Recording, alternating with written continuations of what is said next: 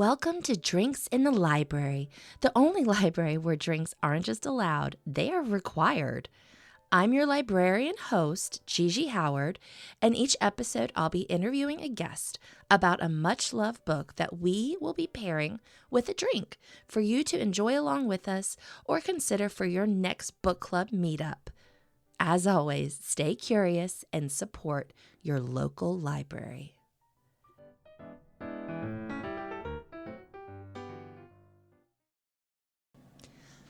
Hello, Libration Nation. I am calling this episode my Christmas in July episode.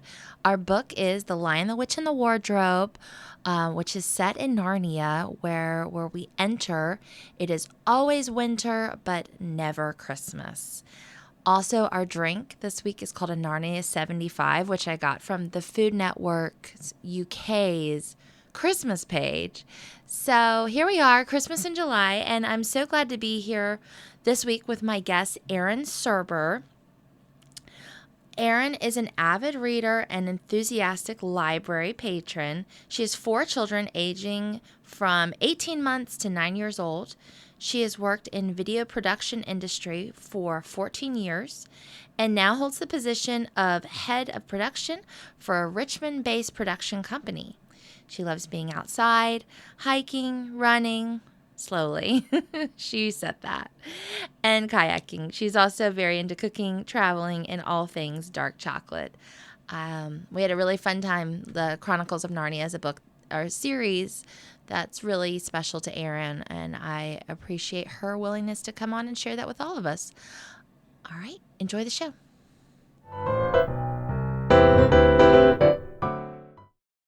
Them. I love that. I Thank you very much for supporting the show. I'm a and big fan. Me. Yeah. Thank you. So, but yeah, thanks for being here. Yeah. Walking over, another neighbor. I am honored to be on it. Very excited. Long-time listener, first-time guest. First of many. Well, I did think about I was like, if she repeats, I could come back and do my pretentious second option of Infinite Jest.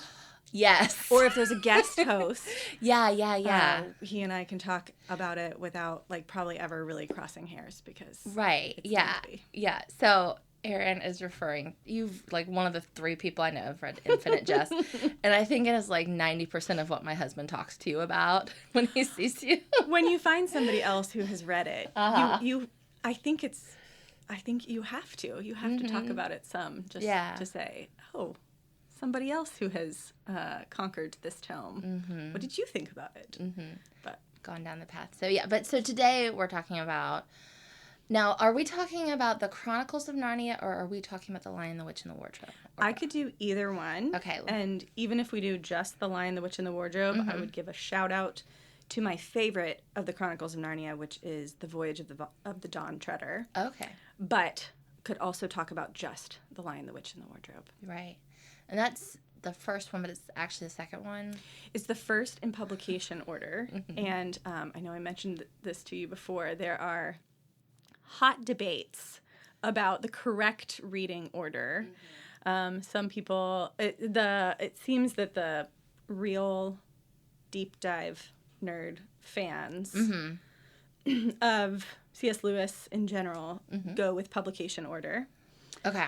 But the chronological order is if you purchase the book set, that's the order that it's in. Okay. And so Lion, the Witch, and the Wardrobe is second. Right. Chronologically, first in publication. And the Silver Share, is that the first one? What's the first one? Magician's Nephew. The Magician. Way off. Is there even one called the Silver Share? It is. That is book 6 in chronological order. Way off. But I was brushing up on it and saw that one of the arguments for reading in publication order is that you're introduced to Aslan in Lion, the Witch, and the Wardrobe as if you'd never heard of him before. Yeah. And in The Magician's Nephew, Narnia is referenced right away as if you already know what Narnia is. Okay. So there's definitely an argument to be made for reading them in publication order. Okay. So we're just gonna call it. It's publication order. I tend to agree, even though I have read them in both orders. Oh. So Okay. Well, and that's a question. So how many times have you read these? Who were you the first time you read them? I honestly don't know the count of how many times I've read them because I first read them when I was the target age for the books. So probably around 2nd, 3rd, 4th grade. And then, I'm sure I started with Lion, the Witch, and the Wardrobe. It is the best introduction to the series, really. But I read the whole series at some point, and then anytime I didn't have something to read through high school and college, I would just read the Chronicles of Narnia. They're a quick read, especially for an adult. And as with rereading any book, you get new things out of it. So, yeah. And you read them with your kids, right? You have 4 children. Yes, Whoop, whoop. I do have 4 children. Yes, I'd always envisioned reading them with my kids or reading them to my kids at bedtime. Yeah. My oldest, my 9-year-old son, Barrett, is an avid reader. He is. He's one of my best patrons. We have 2 stacks of library books in our house. One is the stack to go back to the library, and one is the stack of Barrett's library books that we have found around the house, and we don't know if he has read or not read. Yeah. Because he probably has 30 books checked out at a time. A lot of them are graphic novels. Yeah. But he and I will read a chapter book together at night. So he reads a page, I read a page. And he, on his own, wanted to keep going through the Chronicles of Narnia. And so I have read all 7 with him. Yeah. Which based on some of the content of especially The Last Battle, it's a very heavy book with a lot of implied death and explicit death. Okay. I didn't think that we would cover that one until he was a little older, but he wanted to, and he enjoyed it. So, and he wants to reread them, which is my dream. You're doing it. I having been a mother for as long as I have, I hold loosely to the hopes that my children will love the things that I love. Yeah. Because I have experienced that anything that is a suggestion that comes from mom is typically already categorized as absolutely terrible. I would never touch that. Oh my gosh. When did this happen? I I was talking to Annabelle like last week or 2, and I was like, I used to be like cool, and she's like, those days are done. Barrett would just say, no, you weren't. But I mean, if it's a library book, if it's a series, if it's clothing appropriate for the weather outside, it is a hard no as soon as mom suggests it. Anyway, okay, and then also our drink. Yes, our beverage. I just saw you take a sip. It is called a Narnia 75. It's delicious. Are you liking it? It is crisp and summery, but also kind of feels like I took a bite of an apple, but not really, not autumnal. Yeah. Well, it has. So it's So first of all, we have to acknowledge that you and I were both like, what did we pick to drink with this classic children's book that also has lots of roots in Christianity? I know. I was like, we're just right for the drink options here. And so I found this on the Food Network's Christmas page. Oh. So this is technically a Christmas drink, but I think it taste wintry. No, but I think it's July, so it's Christmas in July. There you go. So it's champagne, lime juice, gin, and sugar. It's delicious. Good. I mixed the gin and the lime juice and the sugar all before, and then I poured it over the champagne. And I do want to point out this is my second 75 on the pod. And the first one was Izzy's episode. Oh, nice. Yeah, friend of ours. Yes. Fellow neighbor, and she had a Swedish 75. Yes. for that her tracks episode. exactly with that book. Yeah, so you guys are in the 75 club together. I love that. Yeah, I first thought like hot chocolate. Yeah. Because of a specific scene Right. in Lion, the Witch, and the Wardrobe. Yeah. And then I did a little more looking and found, I think I told you that there were Turkish Delight Right. cocktails. But Turkish Delight is perhaps not for the American palate. Yeah. It's that book made me think it was going to be like the most delicious Right. confection in the entire world. And Yeah. I was sorely disappointed. It's like a universal experience. I think so.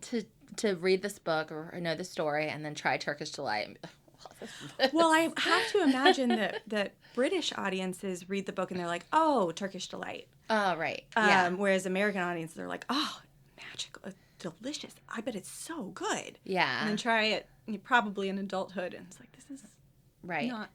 doesn't live up to my perceived expectations. Yeah. And then I think also we both don't really enjoy sweet drinks. Yes. That was another part of the conversation of like, how can we find something? So this is gin and champagne. It's not going to be super sweet. But yeah, it's fantastic. I'm liking it too. Narnia 75. Who knew? Narnia Thank you. 75. I think it's like the Food Network UK. That's where I got it. Of course. So, and I guess let's start with The Lion, the Witch, and the Wardrobe, and then we'll see where we go. And you Sounds can branch off, like bring up stuff from the different stories. That's where we'll begin. Well, and true to the series, that is, it is the heart and soul of the series. Yeah. And C.S. Lewis didn't set out to write a series. He wrote just The Lion, the Witch, and the Wardrobe. Right. And then he wrote Prince Caspian as a sequel. And then he ended up adding the books along the way. So his intent was that it was a standalone story anyway. Okay. Yeah. Yeah. So, okay, start the story for us. What happens? Oh, there are the 4 Pevensey children, and they are sent from war-torn London to the countryside to be in a safer environment. Yeah, during the Blitz, right? Yes. Yeah. Yes. And they they end up at the country estate of this eccentric old professor, and they kind of exhaust the fun things that they can do in the country. It's a rainy day. They end up playing hide and seek. And Lucy, the youngest, hides in a wardrobe. And she ends up going all the way through the coats, gets to the back of the wardrobe. There is no back of the wardrobe. She's suddenly in a wood. And it is wintry, and she meets Mr. Tumnus the fawn. Yeah. And that's the first introduction into the land of Narnia. And gradually the other siblings join her in Narnia. That she comes back. They don't believe her. It's a whole point of conflict at the beginning of the book. And there's Edmund is the second youngest. He's the third so child. it's like Peter, Susan, Edmund, Lucy. Yes. Right? Yeah. And Lucy is pure of heart and kind, and Edmund is just a total little brat. Yeah. As a kind word. And he gets into Narnia following after Lucy one of the times, and he meets the White Witch. And that is when we have the scene where she offers him some refreshments, which is the magical Turkish Delight, and the magical hot chocolate is implied. It's a warm drink. And so he is immediately enthralled with her, and she convinces him to bring his brother and 2 sisters back, because she understands that having 2 sons of Adam and 2 daughters of Eve can fulfill an old prophecy that would end her reign. Yes. So what is she going to do? Does she want to kill them? Oh, yeah. Oh, definitely. Okay. But she offers, that's loosely implied in this being a children's novel. Right. Frowned upon. Yes. But she's absolutely, there's evil intent from the beginning. She does not want to make Edmund a prince and his brother a duke and his sisters duchesses, which is what she promises to him. She wants to give him power and more Turkish delight, but only if he brings them to her. And then the next time that there's Journey into Narnia, it's all 4 of them. And they meet various talking animals. Shortly into their first evening there, they notice that Edmund is gone. He has peeled off, and he has gone to meet with the White Witch and tell her where the siblings are. And then chase ensues, along with, so part of the White Witch's evil reign over Narnia, her magic made it so that it was always winter but never Christmas. The worst. For 100 years. Winter. No spring, no summer, no Christmas. Yeah. Absolutely terrible. And so when this chase ensues where Mr. Beaver and Mrs. Beaver and the 3 good Pevensey children are seeking to escape before the White Witch and her wolves catch up with them. Yeah. They set out, and they're also seeking to find Aslan, and he is the Great Lion. Yeah. He's in the book. He's definitely the god representation. Yeah. And he hasn't been seen in the woods for a number of years, and so the rumor of him being at this one location, we must go there to meet him. He will be able to rescue Edmund, and he will be able to tell us what to do. As they're on this trek, birds start chirping, and the ice starts melting, and there are sleigh bells, and they meet Father Christmas, and he gives them each these very special gifts that last throughout the series. What are the gifts? The gifts. Peter is gifted a very serious sword. And kind of told, like, the responsibility that comes with this. This is weighty, and you must take this very seriously. Susan is gifted a magical horn that if she blows on the horn, help will come to her wherever she is at any time. And that one comes back into play immediately in the following book, Prince Caspian. The Pevensey children are back in London at the beginning of that book, and they get pulled into Narnia, like rather abruptly. Turns out the horn had been blown by Prince Caspian because he was in desperate need of help, and the help that it brought was the Pevensey children. Very interesting kind of start to that story. Yeah, and also, so we'll get back, but I guess, sorry, I'm jumping ahead, but I was just thinking there's like a time, like the time in Narnia is different than time out of Narnia. Yes, the time is vastly different. In fact, the first time that Lucy went in to Narnia, she went to Mr. Tumnus's, she had tea, she fell asleep, she was there for hours and hours, and when she awoke, she was so alarmed because she needed to get back, because surely they would be worried and wondering where she was. Yeah. And she burst out through the wardrobe door and says, "Don't worry, guys, I'm here. Like, I haven't been missing." And, her brothers and sister patronize her and say, well, that's not how hide and seek works. Like, we didn't have any time to come find you, because in the real world, it had only been a few minutes, a couple moments. And for her, it had been hours. Yeah. So I believe Susan is also gifted by Father Christmas a bow and arrow set. And then, because she is a master archer, but that's a skill that she develops and learns in Narnia, in her years in Narnia.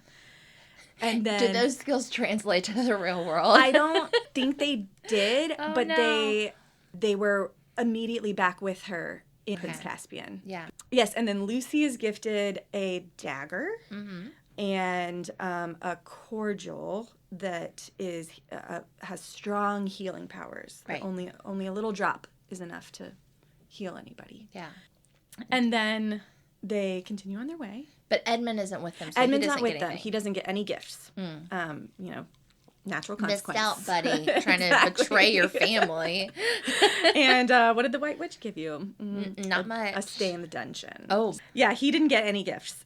And yeah, so it's clear that the spell of the always winter but never Christmas is beginning to thaw. That the winter is beginning to thaw, that Father Christmas has come.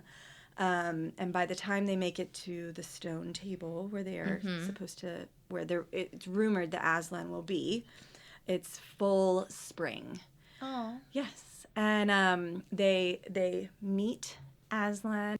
He kind of explains to Peter some of the difficulty of what has happened with Edmund being willing to betray them, and that he is firmly in the grasp of the White Witch. And they prepare for battle, that the White Witch will be facing them with all of the bad creatures that have been allowed to just roam free in Narnia during her reign. Yeah. And Aslan approaches the White Witch and asks for Edmund. He wants Edmund. She laughs at him and says, "Oh, you know that all traitors belong to me." Basically, he had enough evil intent that you can't have him. He's mine. She references that is part of the old magic. And he, I can't remember if he references it to her, but he knows the magic that is older than the old magic. And he ultimately, quietly, behind the scenes, not in front of everyone, late at night, offers himself in Edmund's stead. Yeah. And she gleefully accepts. Aslan is a far greater catch than Edmund, than this traitorous child. She kills him. She humiliates him. She shaves his fur and ties him up and muzzles him and kills him on this great stone table. Yeah. And Susan and Lucy can't sleep that night.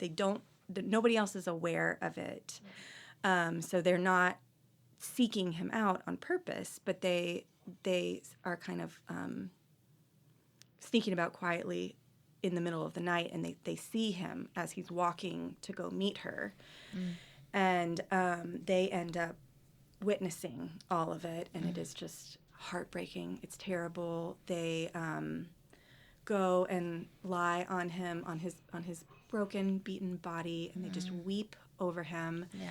And as the sun rises, there are mice all around, and they're like, "Oh, shoo, get away!" Turns out the mice are gnawing at the ropes. Yeah. At the ropes all around him. And they're releasing him, and they're kind of like, they feel that that's sweet, but it doesn't really matter. He's dead. He's been killed. They are leaving the scene, and then they hear a great crack, and they turn around and see that the stone table has cracked in two, and Aslan's body is not there anymore. And then he appears, and he has. His full mane is back. He is radiant in glory, and he is roaring victory.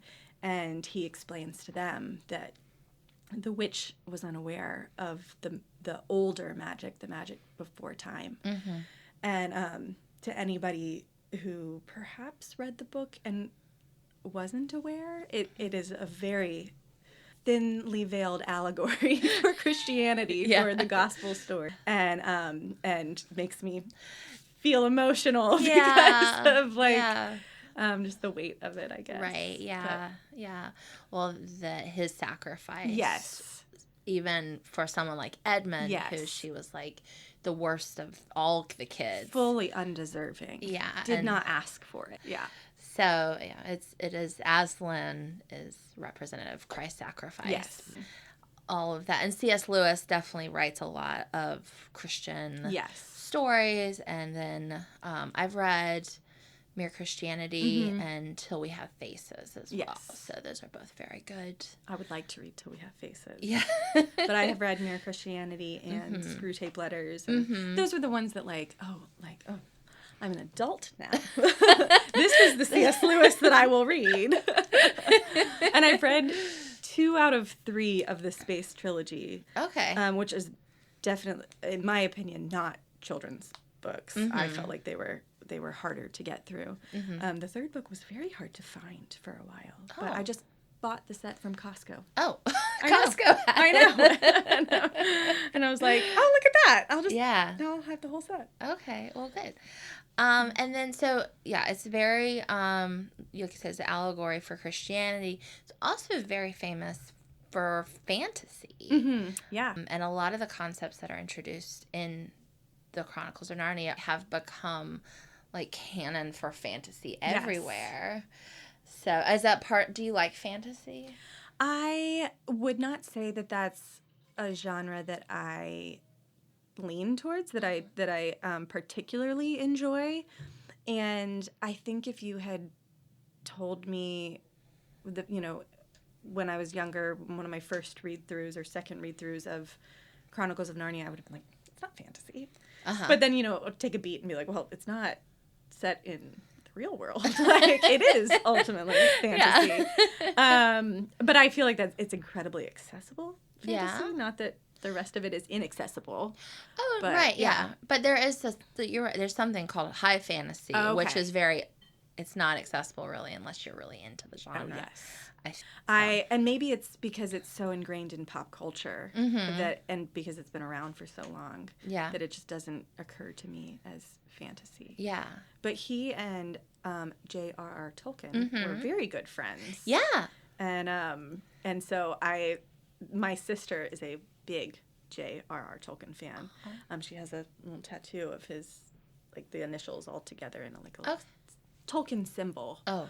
Gotta love it. Yeah. Gotta love the Tolkien symbol. And so I know that they were good friends, that they corresponded a lot, and I think that when J.R.R. Tolkien was writing The Lord of the Rings, was along the same lines? I think it was about the same time. And they were in a writing group together that would meet at the Eagle and Child in Oxford. And I've been there. Oh, yeah. Very cool. I went there over 20 years ago with my family. My dad is a big C.S. Lewis fan, so we had to go check it out. Yeah.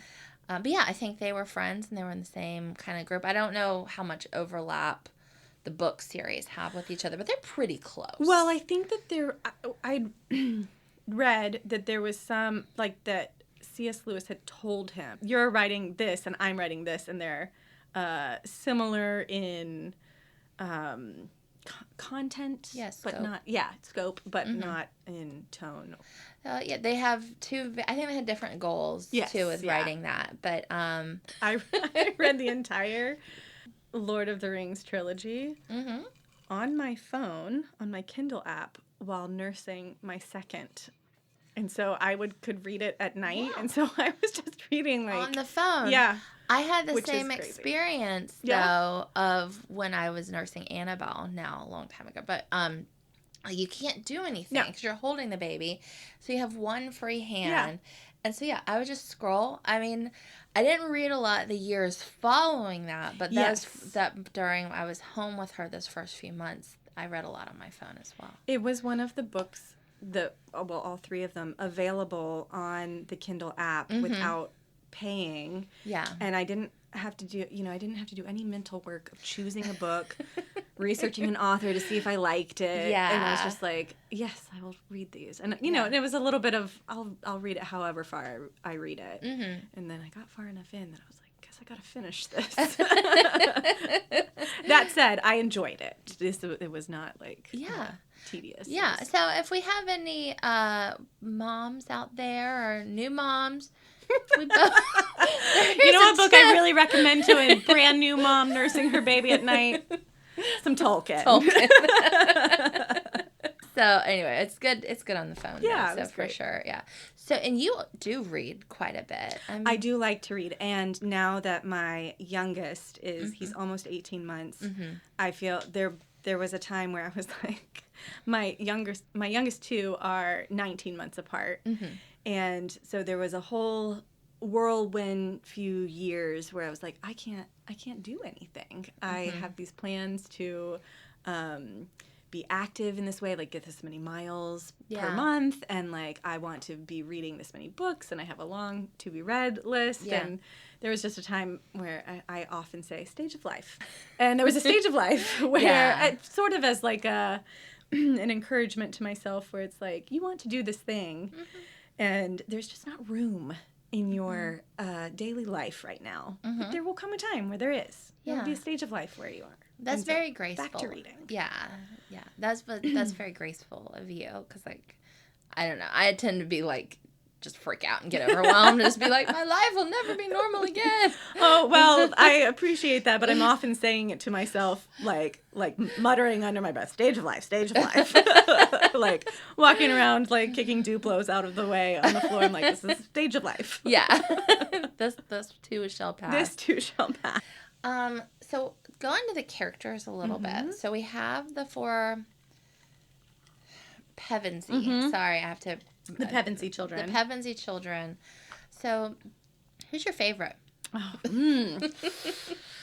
Oh, man. Probably, hot take, Edmund. Oh, that is a hot take. Yeah. Okay. Lucy is the obvious answer. Right. And I do love Lucy. And I love her in Voyage of the Dawn Treader. She has a great character arc there, too. Okay.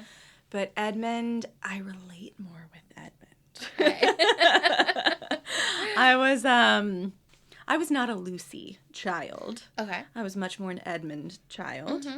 And I think a little bit, I think his redemption arc is beautiful in The Lion, the Witch, and the Wardrobe, but seeing his character development in the subsequent books, in particular, Voyage of the Dawn Treader, my favorite. He just really blossoms into a strong character, and he doesn't shy away from the bad that he did before. There's just some of like, oh yeah, this is a part of my story, and I was rescued from that, and I'm not that way anymore. I'm this way now. And then the way that he kind of brings others along too. Eustace is a character who joins us in Voyage of the Dawn Treader, and his name is Eustace Scrubb, and he's introduced as and he almost deserved that name. And he too has a incredible redemption arc throughout the book. My community group through church, when we talk about various things, we'll talk about like the sermon on Sunday or something. I frequently reference anything from Chronicles of Narnia. And one of the things that Eustace has happen is that he, through his greed and selfishness, turns into a dragon. Oh. And then he's unable to undragon himself because the armband that he has put on is now, the gold armband from the dragon's treasure is now way too tight. And so he, through his suffering as a dragon, he learns some empathy, and he kind of changes his approach to things. And then Aslan rescues him from being a dragon. Oh. He tells him to, he takes him to an island, and there's a beautiful sparkling pool, and he tells him to undress and go into the water. And Eustace tries to claw at his scaly skin, and he removes some, but it's not enough. And he tries it again, and it's not enough. And then he approaches Aslan, and Aslan takes the claw, digs deep, and cuts in, and it hurts. But he's able to remove the dragon skin, the dragon exterior, and Eustace can go into the pool and be healed. Yeah. And he comes back a totally changed person, partly through his experience as a dragon.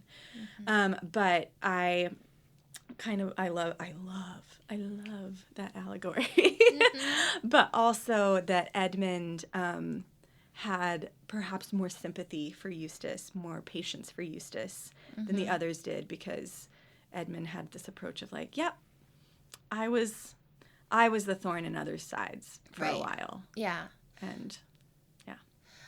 Well, and I feel you because I feel like from the song Amazing Grace, I was lost, but now I'm found. And sorry, I'm not even like super religious, but like I'm like tearing up thinking about that. I think about, if you have experienced being Edmund, or realizing like I'm kind of a crappy person, and then realizing that there is grace, that there is another side. It's such a beautiful journey. Yeah, there's room for you to be different. Right. You don't have to stay this way. But in Eustace's experience, in my experience, and a lot of people's experience, digging deep and trying to do it yourself doesn't do it. Like you might be able to change some, have some like behavior change, but it's not enough.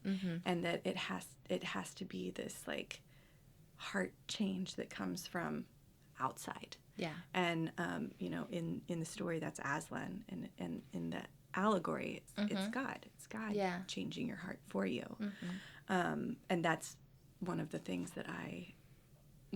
that I lean on a lot in talking with our community group is that I'm like, I try so hard to be this kind of mother, or to like not lose my cool with my kids, or anything that's just like a really common struggle. Right. And it's like, and I can't do it.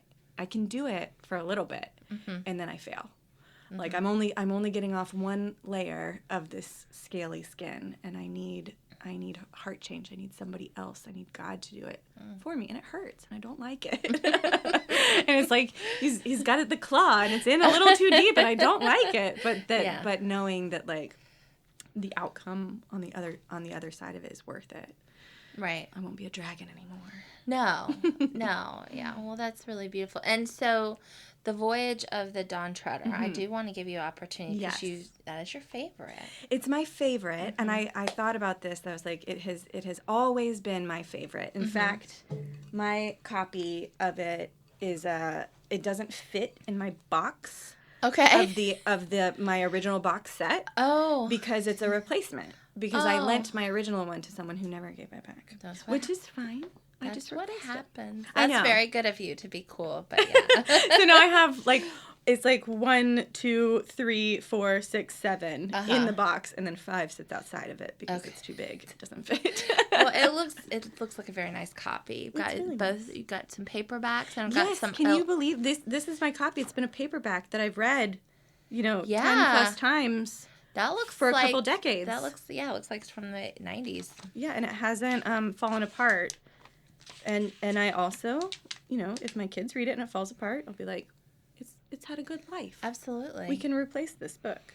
You've done well. So tell us about The Voyage of the Dawn Treader. Because, all right, so I have read The Lion, Witch, and the Wardrobe. Obviously saw the movie. But I don't know this story. Yes. So tell me about it. So this story, Edmund and Lucy have been sent to stay with their, perhaps the aunt and uncle are awful, but perhaps they're not. Perhaps they're fine. But they've been sent to stay with aunt and uncle and definitely awful cousin, Eustace. And they're sent to stay with him while their parents go on an American vacation. And Susan got to go on the vacation, and Peter was busy studying for exams, I think. Right. And so while they're there, there's a painting on the wall that Lucy loves and spends time looking at, kind of to escape the situation at the house. She loves it because it looks Narnian. She says the ship on the ocean in the picture looks Narnian. And so Eustace is giving Lucy and Edmund a hard time, just really like hassling them, and then they all fall into the painting. Okay. And then they're in the water and they get rescued, and it turns out it was a Narnian ship, the Dawn Treader. And so they join this expedition to explore basically beyond the map of the eastern seas of Narnia. That they knew of the lone islands that are not terribly far from Narnia's eastern coast, but they didn't know much beyond that. So they went off on this great adventure to visit the islands and to map them. And they went in search of 7 lords who had gone on a similar expedition during. He's now King Caspian in this book, during King Caspian's uncle's reign. His uncle, evil, Bad uncle. Bad Uncle Miraz, he sent the 7 lords who were loyal to King Caspian, Prince Caspian's father. It's really not that complicated, but now it sounds very complicated. Anyway, evil Uncle Miraz sent the 7 lords out because they were loyal, and he just wanted to send them on a mission to get rid of them. And so now, Prince Caspian, now King Caspian, he has gone on this expedition to find these 7 lords. And so there's various stops at the islands where they have adventures at the different islands. They experience all kinds of different things. And they're seeking to find the eastern edge. And Aslan's country is beyond the edge of the ocean. And so it's just their adventures at sea. They meet a sea monster. Reepy Cheep the mouse is a main character in this one. And I don't know, I think maybe I just loved the adventure of it. Yeah. And on subsequent reads of the series, I've been open to another book being my favorite, and it just stays. Stays my favorite. Oh, good. Yeah. Well, thank you for sharing that. Because, I think everybody knows The Lion, the Witch, and the Wardrobe. But, like, a lot of us don't get past that if we even get to it. So it is cool to know a little bit more about how the story progresses. Well, chronologically, the books on either side of Lion, the Witch, and the Wardrobe are a little bit dry. I love A Horse and His Boy. And I do like that's the third chronologically, third book. Okay. yeah. And then I do like Magician's Nephew, but they just don't pack the same punch. Okay. So yeah, and of course, and Eustace is on the ship with them.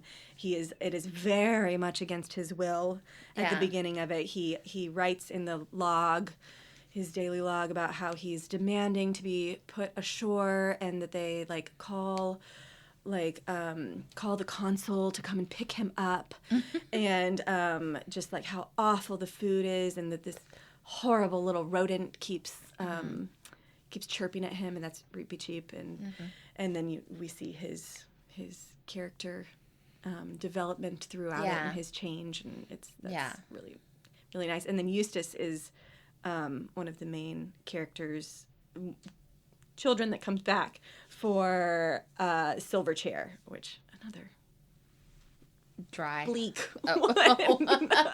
That's the one that Barrett asked for. We have them on disc. We have the radio theater version, which is amazing. You like that? And he asked for that one. I'm like, okay. Yeah. Well, and you brought up the radio theater. There's adaptions of them. Yeah. So. Did you grow up watching any of these? Did you see? Okay, so I'll tell you my experience. Okay. Of thinking about this really deeply for the first time in a while, is I was like, I had in my head the version that I watched growing up. Was it the BBC version? It was the BBC. The funny thing is, I think because I was watching it today, just looking at it, because I was like, oh, this would be so nice to go back and revisit, and I was like, this is weird. It's rough. It's a very weird thing. And it reminded me also, did you ever watch Shelley Duvall? No, but Fairy Tale Theater. I just found out about it because of her passing. R.I.P. Yeah. And I was like, that sounds like something I would be really into, but probably wouldn't have it other times in my life. But I was like, I got to check that out. No, I never watched it. It was, I don't know, watching this today, I was like, I probably was just so immune to weirdness because I watched Shelley Duvall's Fairy Tale Theater. And we would get it from the library. Yeah. And my mom, I could get all the whatever VHS they had. And I mean, that's what I watched a lot. So I was watching The Lion, Yeah. the Witch, and the Wardrobe, and it's like the same thing where like the beavers are like humans dressed up like in beaver costumes. It's not good. I mean, it's fine, but it's a little alarming. Yeah. Well, I think so. Then I saw like when the 2005 version Yes. when that came out, I think I had merged them in my yes. in my head. Okay. So that the one from the BBC version wasn't as wacky. Yeah, it's just one of those things is like your memory just sort of warps things a little bit. But I definitely... Yeah, maybe it's not even true. Yeah. The more recent version is excellent. It's very and Liam Neeson is the voice of Aslan. Oh, I didn't know Which that. I love. I love the radio theater version, but I just wish it was Liam Neeson. Oh, to do Aslan's for the voice of Aslan. Yeah. It's just like the voice of Aslan on it is just not as good as Liam Neeson. I mean, it's quite a voice. Yeah. Yeah. Powerful. Very powerful. Very... trustworthy. Yes. And yes. So perfect for Aslan too. Perfect. Yes. But did they make just The Lion, the Witch, and the Wardrobe with it, or did they make the whole series? They made Prince Caspian, and they made... I think they made Voyage of the Dawn Treader. Well, actually, this right here says a major motion picture, holiday 2005. Oh, perfect. Was that long ago? Yeah. No way. No. I have very specific memory of watching it because I was in China at the time. Yeah? And so you could, I mean, as time goes by, it was a while ago at this point, but you can get bootleg copies of like anything in China. But is it not somebody videoing in a theater? It depends. Okay. Sometimes it would be that. Because you can like see people's heads. Right, yeah. But no, a lot of times I think it is people who get like early DVDs and then they sell them. Like, so like people that are, in awards committees, which I'm like, if you care this much. I mean, it's basically like I have access to advanced reader copies. I'm not supposed... I mean, I guess I could let somebody else borrow it, but I'm probably not supposed to go and, like, sell it. No. My sister worked at Barnes & Noble for a while, and I would sometimes pick up a book with no cover. Yeah. And just say, what is this? And read it. So, because they were advanced copies. But that's that is a big thing, is it will say, like, you can't sell it at all. Like, even after it comes out, you're not supposed to sell it. So, anyway, that's how I watched this movie, was in my Beijing apartment. The Lion, the Witch, and the Wardrobe. The Lion, the Witch, and the Wardrobe. And it was, like, still in theaters here in the U.S. Yes. So. Oh. Sneaky. So, yes, the Voyage of the Dawn Treader was a movie made in 2010. Okay. So I think that little sticker is for Lion, the Witch, and the Wardrobe. Yeah. 2005. But yeah. So I think only those 3 were made. But also again, the storyline of some of the others isn't as strong in terms of a narrative that you might want to watch. Right. And then also, I think some of the content is not terribly movie-esque. Like, The Last Battle is the one I've read the least in terms of I've read the entire series a few times. And then I've read individual books or, like, a chunk of the series some other times. I mean, it's supposed to be a representation of the end times and, like, a lot of what's depicted in Revelation, which is already really difficult to have commentary on, like to understand. And and my understanding is that it's supposed to be that way, that, like, nobody really knows. And so I think that that's a piece of that book being kind of, like, difficult and not an enticing storyline. And again, the battle ends with a lot of death.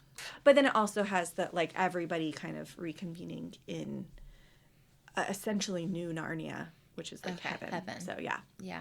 All right. So then, last question is, who would you recommend this story for?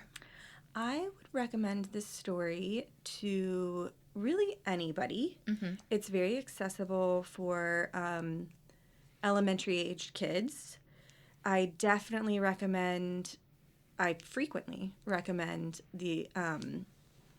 a lot of the books we've talked about, but really the whole series to anybody who is on a faith journey of Christianity in particular, because it is directly tied to the Bible. Yeah. But I think that even if you're not a person of the Christian faith, it's still a good story, even if you don't agree with the religious allegory of it.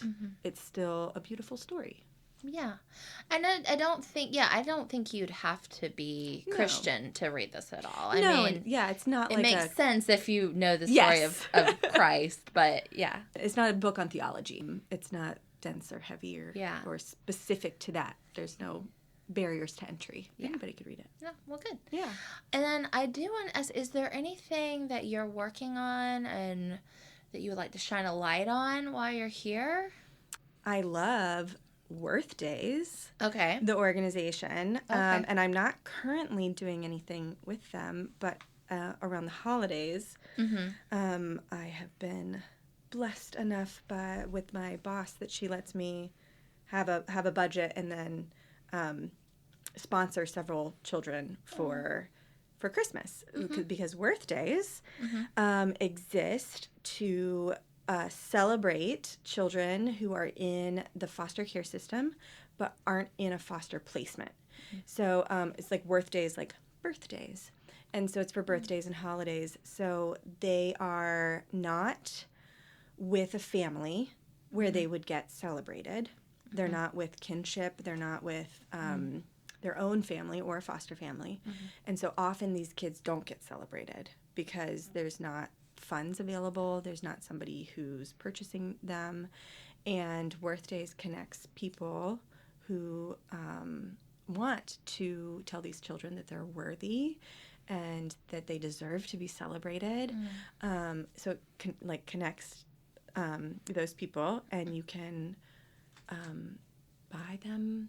You can just buy birthday presents for them. So you would you would sponsor a kid, and you do basically the whole birthday, or like we do at Christmas. So we would get like 8 or 9 kids for work, and then our family does one, and they have a list of like suggested things and things that they like and things that they need, and so we always get like coats and shoes for everybody. Everybody gets a book. Yeah. And then kind of go wild. Okay.